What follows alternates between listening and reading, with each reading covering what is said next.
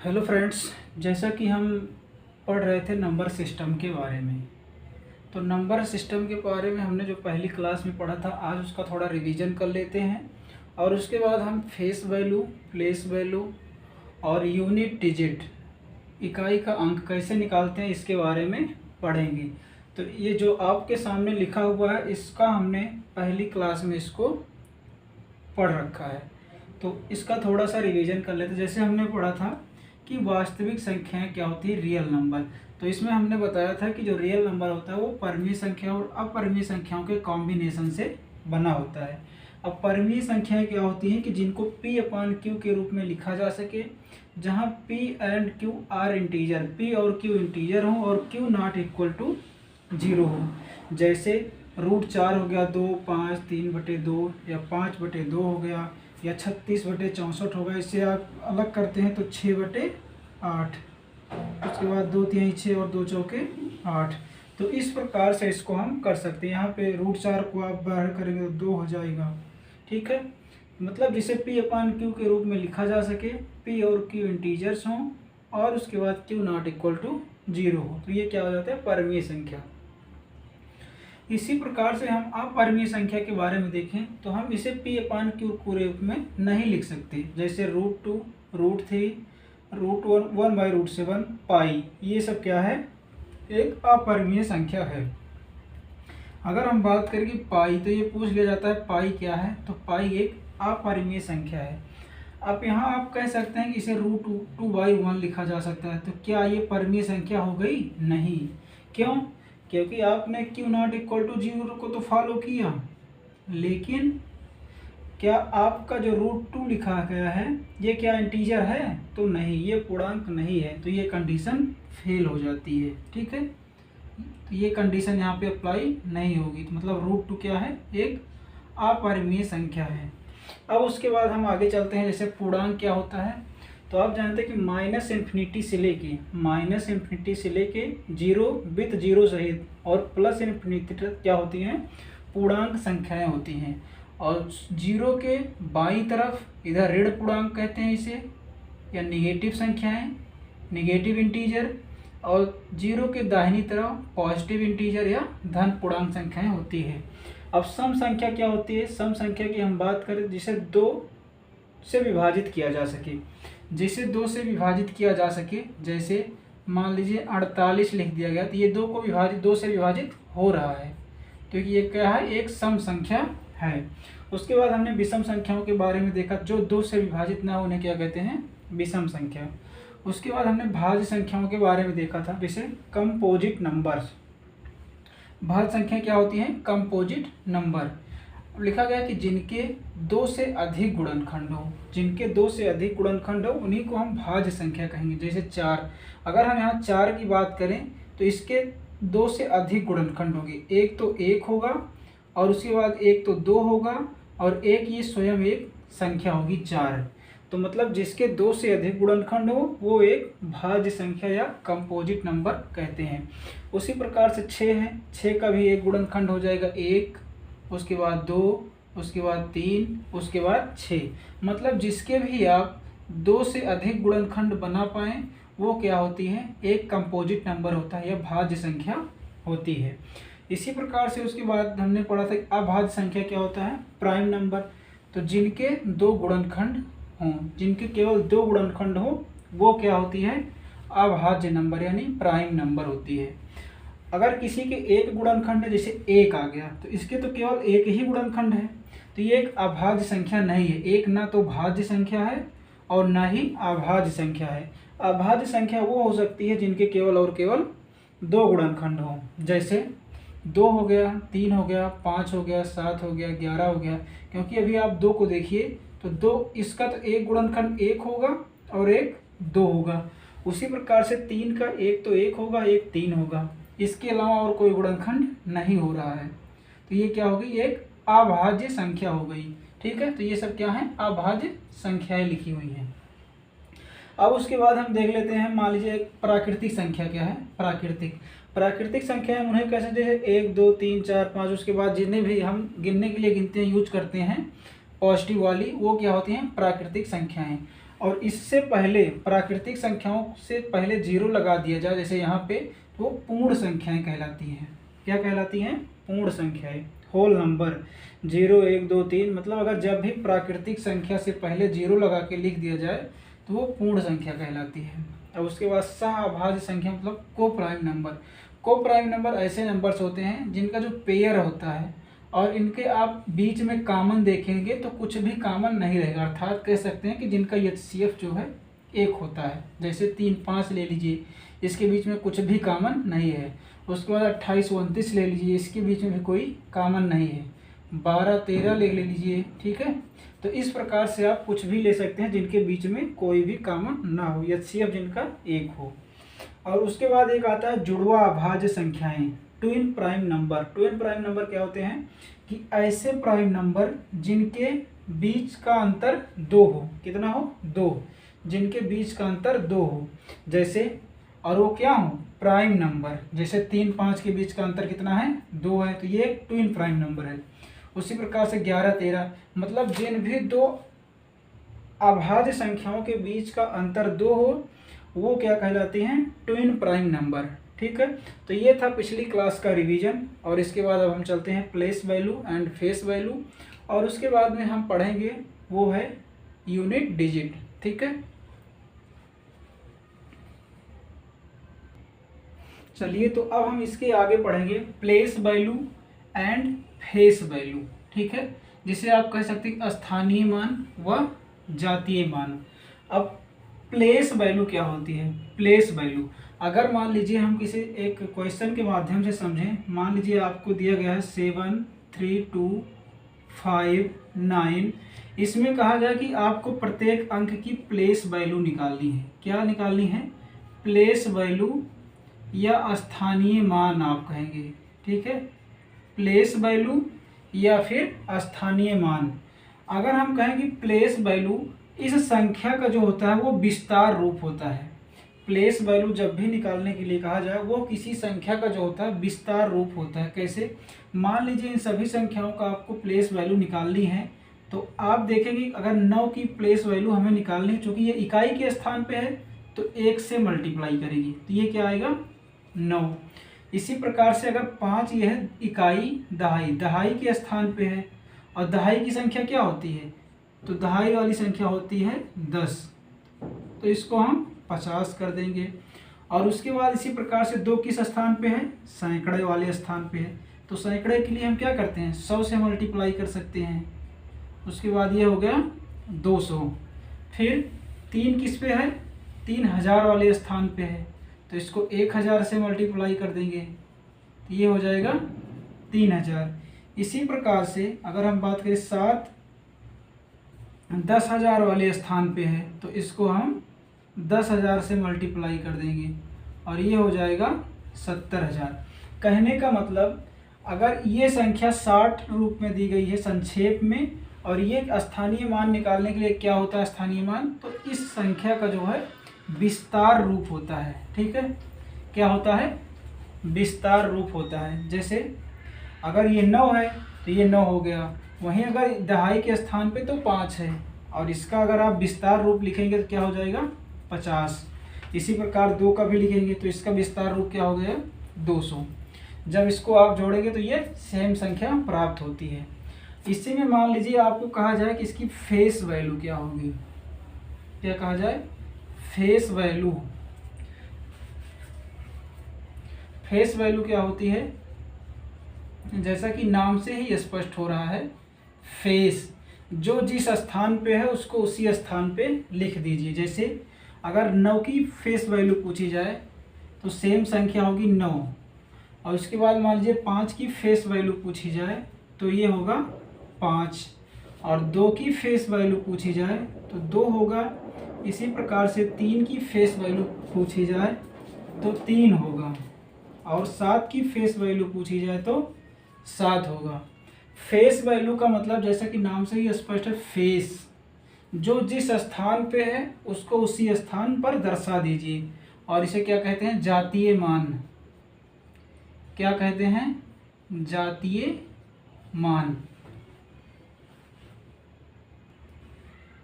ठीक है। अब ये हो गई फेस वैल्यू। अब हम कुछ दशमलव वाले देख लेते हैं, जैसे कि कभी कभी दशमलव में पूछ लिया जाता है उसकी प्लेस वैल्यू और फेस वैल्यू।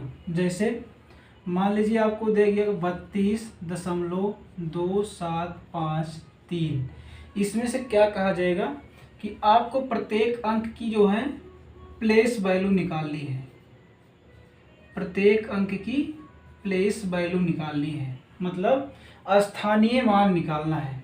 जैसे अगर कहा जाए कि 3 का स्थानीय मान क्या होगा, तो आप देखिए पहले कि दशमलव के बाद कितने नंबर पे है, ये जिसका निकालना है वो दशमलव के बाद कितने नंबर पे है, तो दशमलव के बाद 4 अंक पे है। तो आप क्या करेंगे कि यहाँ पे 0 दशमलव और उसके बाद जितने अंक के बाद है उतने 0 लगा दीजिए। 1 2 3, 3 अंक के बाद है और उसके बाद चौथे अंक पे है तो चौथे अंक पे इसको लिख दीजिए। ठीक है, इसी प्रकार से अगर हमें 5 का निकालना है फिर 0 दशमलव लगाएंगे और इससे जस्ट इसके बाद दशमलव के बाद कितने अंक पे है, तीसरे अंक पे है, तो उससे पहले हम 2 0 लगाएंगे। ठीक है, इसी प्रकार से 7 को देख लेते हैं, इससे पहले 1 अंक है तो यहाँ पे हम 0.7 लिखेंगे और इसी प्रकार से ये 2 तो 0.2 लिख देंगे। और फिर मान लीजिए हमें 2 का निकालना हुआ तो क्या लिखेंगे 2.0, चूँकि दशमलव के बाद 0 का कोई महत्व नहीं है तो हम दो भी लिख सकते हैं या 0 लगाएं या ना भी लगाएं। इसी प्रकार से अगर हम 3 का निकालना चाहें तो क्या होगा, यहाँ पे 30 हो जाएगा, 30.00 आप लिखें या ना लिखें। ठीक है, और फेस वैल्यू तो हमने बताया कि जातीय मान, जो जिस स्थान पे है या जो संख्या है उसको हम, जैसे यहाँ पे 3 का पूछे तो इसका 3 ही हो जाएगा फेस वैल्यू। फेस वैल्यू जैसा कि नाम से ही स्पष्ट है वो किस स्थान पे है या वो किस प्रकार, जैसे 7 का पूछा जाए तो इसका 7 ही हो जाएगा। और इसी प्रकार से हमने प्लेस वैल्यू को देख लिया। ठीक है, तो प्लेस वैल्यू आप दशमलव वाले इस प्रकार से लगा सकते हैं, जैसे ये चौथे स्थान पे है तो हमने इसको चौथे स्थान पे बिठा दिया और उससे पहले जितने अंक हैं उतने 0 लगा दिए। इसी प्रकार से 5 पे भी देख लीजिए, 5 कितने स्थान पर है, तीसरे स्थान पे, इसको दशमलव के तीसरे स्थान पे बिठा दिए और उससे पहले जस्ट 2 0 लगा दिए। इसी प्रकार से 7 का भी, इससे पहले दशमलव के बाद 1 अंक है तो 1 अंक 0 लगा दिए और दूसरे स्थान पे 7 को बिठा दिए। तो हम कह सकते हैं कि जो प्लेस वैल्यू होता है वो किसी भी संख्या का क्या होता है, विस्तार रूप होता है, किसी भी संख्या का क्या होता है, विस्तार रूप होता है। ठीक है, तो इस प्रकार से आप फेस वैल्यू और प्लेस वैल्यू निकाल सकते हैं। अब हम चलते हैं यूनिट डिजिट की तरफ। एक सवाल और देख लेते हैं, जैसे मान लीजिए 37,593 इस प्रकार से लिखा गया और कहा जाए कि 7 की प्लेस वैल्यू आपको निकालनी है, 7 की प्लेस वैल्यू। तो क्या होगी, 7 की प्लेस वैल्यू हमें निकालनी है तो यहाँ पे क्या करेंगे 7 और किस स्थान पे है 7, इकाई, दहाई, सैकड़ा, हजार, मतलब इससे पहले कितने अंक हैं तो 3, तो यहाँ पे हम 3 0 से मल्टीप्लाई कर देंगे, मतलब 1000 से मल्टीप्लाई कर देंगे और ये क्या हो जाएगा 7000, क्योंकि किस स्थान पे था 7, 1000वें स्थान पे, इकाई, दहाई, सैकड़ा, हजार, तो 1000 से मल्टीप्लाई कर दिया और ये क्या हो गया 7000। ठीक है, तो प्लेस वैल्यू और फेस वैल्यू में कुछ नहीं है, आप इस प्रकार से निकाल सकते हैं। अब हम चलते हैं यूनिट डिजिट की तरफ। यूनिट डिजिट, इकाई का अंक, इकाई अंक निकालना।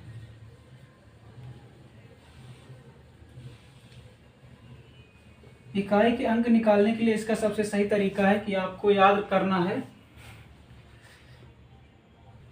ठीक है, तो हम देख रहे थे यूनिट डिजिट, इकाई का अंक कैसे निकालते हैं। अगर इसको हम डायरेक्ट एक लाइन में कहें तो हम कह सकते हैं कि 0, 1, 5 और 6 इकाई के स्थान पर यदि ये संख्याएं आपको कहीं दिख जाए 0, 1, 5, 6, तो इसकी पावर कुछ भी हो तो ये सेम संख्या इकाई के स्थान पर आ जाएगी। ठीक है, मतलब अगर इकाई के स्थान पे आपको कहीं भी 0, 1, 5 या 6 दिख गया तो उसका जो है इकाई का अंक वो सेम संख्या आती है, उसकी पावर चाहे जितनी हो। फॉर एग्जाम्पल जैसे देखते हैं, मान लीजिए आपको दे दिया गया 766 और इसकी पावर में 399। अब हमें ये कितनी पावर है इसका कोई मतलब नहीं है। जब हमने देख लिया अगर इकाई के स्थान पे 6 है तो इसके जो है इकाई का अंक कितना आएगा, 6 ही आएगा। इसी प्रकार से 7, 3, 2, 1 और इसकी पावर कुछ भी है तो इकाई का अंक क्या आएगा, 1 आएगा। ठीक है। अब मान लीजिए कहीं यहीं पे 0 होता तो इसका इकाई का अंक क्या आता, 0 आता। या मान लीजिए 7, 5, 5, 2, 5 और इसकी पावर कुछ भी लिख दिया जाए, वो इकाई का अंक क्या आएगा, 5। क्या आएगा, 5।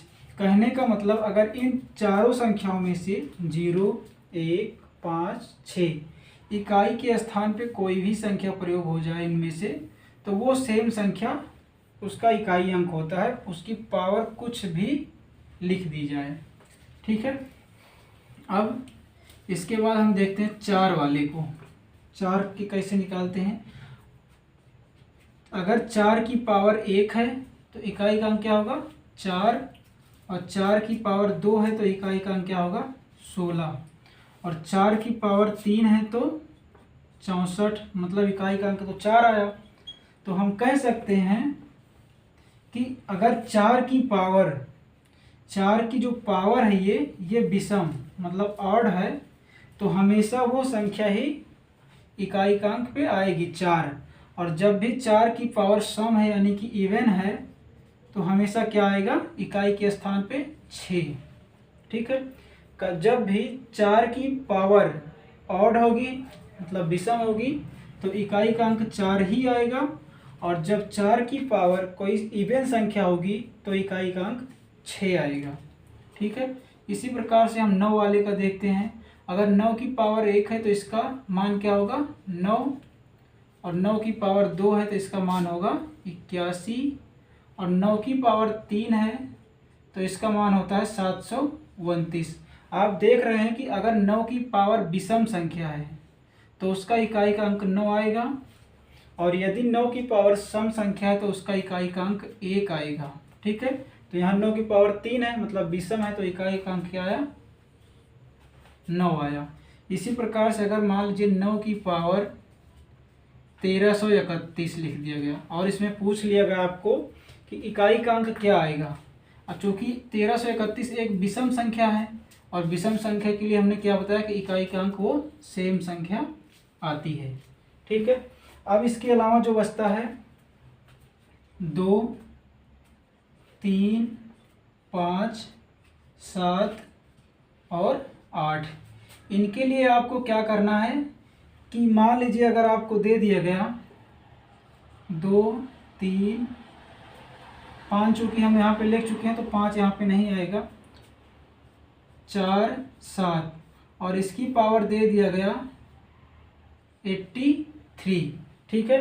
तो आप क्या करेंगे, जब भी 2, 3, 7, 8 इस प्रकार में से कोई गिनती मिलती है यहाँ पे इकाई के अंक पे और उसके बाद उसकी पावर कुछ भी है तो सबसे पहले आपको क्या करना है, इसको 4 से डिवाइड करना है और जो भी शेषफल आए इसके ऊपर चढ़ा देना है। जैसे मान लीजिए अगर इसको आप भाग देते हैं तो क्या आएगा, यहाँ पे शेषफल क्या आएगा, 83, यहाँ पे 4 दूनी 8, ये हुआ 80 और शेषफल क्या है, 3। तो आपको क्या करना है कि 2, 3, 4, 7 की पावर ये शेषफल इस पे लिख देना है। ठीक है। अब ये क्या हो गया, 7 की पावर 3 और 7 की पावर 3 का मान जो होता है वो होता है 343। तो इकाई का अंक क्या आ गया यहाँ पे 3। ठीक है। तो सबसे क्या करना है आपको, उस संख्या को 4 से भाग देना है और जो भी शेषफल आए उसको इस पावर के ऊपर लिख के आपको इकाई का अंक निकाल लेना है। जैसे 7, 5, 3, 2 इसकी पावर आपको दे दिया गया 61। अब फिर यहाँ पे 2 है तो आपको क्या करना है, सबसे पहले इसमें 4 से भाग करना है। और यदि 4 से भाग करेंगे तो ये 15 बार जाएगा और शेषफल कितना आएगा 1। तो आप क्या करेंगे कि सब को ना लिख के केवल 2 की पावर 1 लिखेंगे और इसका मान क्या हो जाएगा 2। ठीक है, तो इस प्रकार से आप इकाई का मान निकाल सकते हैं। अब हम चलते हैं कुछ दशमलव वाले पे या फैक्टोरियल वाले पे। अब इसके बाद हम देखेंगे कि मान लीजिए कभी कभी जो होता है कि पूरा का पूरा जो है डिवाइड हो जाता है उसकी पावर, जैसे 592 की पावर 80।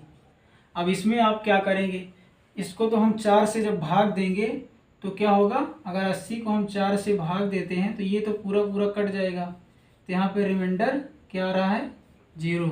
जब भी ये स्थिति है कि रिमाइंडर आपका 0 आ रहा है तो आपको क्या करना है, इस इकाई के अंक पे वो सेम संख्या लिख देनी है जिससे आप भाग दे रहे हैं। जैसे 4 से भाग दे रहे हैं, 4 ही से भाग देना है तो अगर ये 4 लिख देना है और उसके बाद में ये क्या करना है, इसको मल्टीप्लाई कर लेना है। तो 2 की पावर 4 का मान 16 होता है, तो इकाई का मान क्या आ गया 4। ठीक है, इसी प्रकार से मान लीजिए 482 और उसके बाद 7 और इसकी पावर लिख दिया गया 60, इसकी पावर क्या हो गई 60।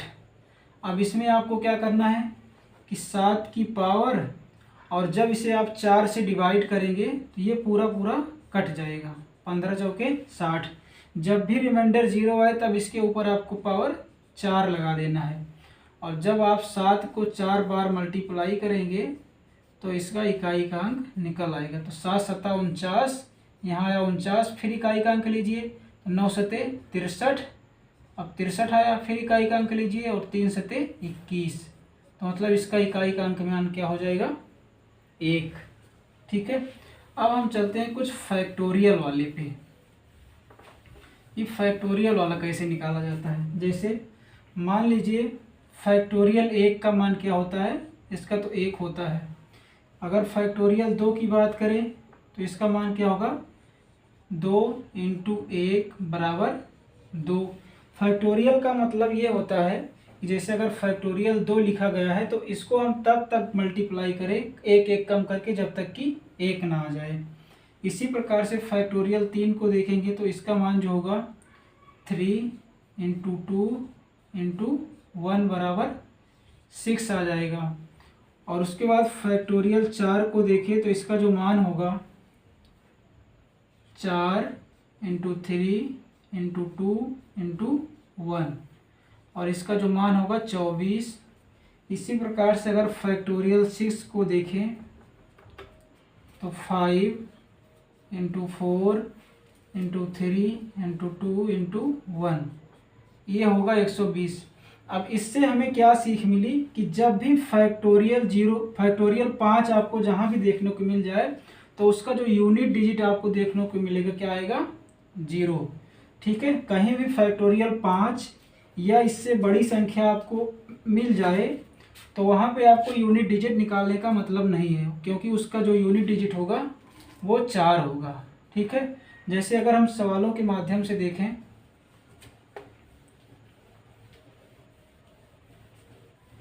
मान लीजिए आपको दे दिया गया 492 और उसके बाद में 453 फैक्टोरियल। इसमें आपसे पूछ लिया गया कि में इकाई का अंक क्या होगा, इकाई का अंक क्या होगा 492 की पावर 453 फैक्टोरियल, इसका मान क्या होगा। तो आपको कुछ नहीं, आप जानते हैं कि जब भी 492 यदि आपको मिल गया तो चूंकि इसमें जो है फैक्टोरियल 4 जो है शामिल है कि नहीं। जब भी आप देखते हैं कि अगर फैक्टोरियल 4 अभी हमने निकाल के बताया, उसके बाद फैक्टोरियल 5 निकाल के बताया, तो इसमें जो है 4 मल्टीपल में है। जैसे इसको यहाँ देखिए 5 × 4 × 3 × 2 × 1, जब भी आप इसे 4 से इकाई का अंक निकालने के लिए 4 से डिवाइड करते हैं तो ये 4 से पूरी की पूरी कट रही है, मतलब कि इसमें 4 का मल्टीपल है ये।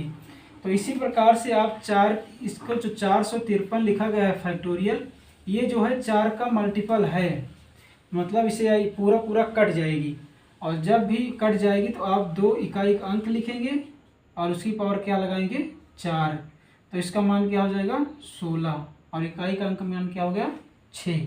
ठीक है, अब और भी देख लेते हैं। मान लीजिए लिखा गया 322 की पावर फैक्टोरियल 6। अब इसको तो आप लगा सकते हैं। मान लीजिए 322 की पावर फैक्टोरियल 6 का इकाई का अंक मान क्या होगा। अब इसमें भी 4 का मल्टीपल है, ऐसे नहीं देख सकते तो आप ऐसे लिख के देख सकते हैं 6 इंटू 5 इंटू 3 इंटू 2 इंटू 1, और जब इसे आप 4 से भाग करेंगे, क्योंकि यहाँ पे 4 है, इंटू 4 इंटू 3 इंटू 2 इंटू 1, और किससे डिवाइड करेंगे 4 से, तो 4 है तो मतलब ये 4 से पूरा पूरा कट जाएगा। तो यहाँ आप 2 लिखेंगे, और 2 की पावर जब रिमाइंडर 0 आ गया तो उसकी पावर क्या लिखेंगे 4, तो उस प्रकार से यहाँ भी 16 आएगा। इसका इकाई का मान क्या हो गया 6। ठीक है, तो इस प्रकार से आप फैक्टोरियल वाले सवालों को भी लगा सकते हैं। ठीक है, तो आज तक की हमारी क्लास यहीं तक थी। कैसी लगी ज़रूर बताना। धन्यवाद।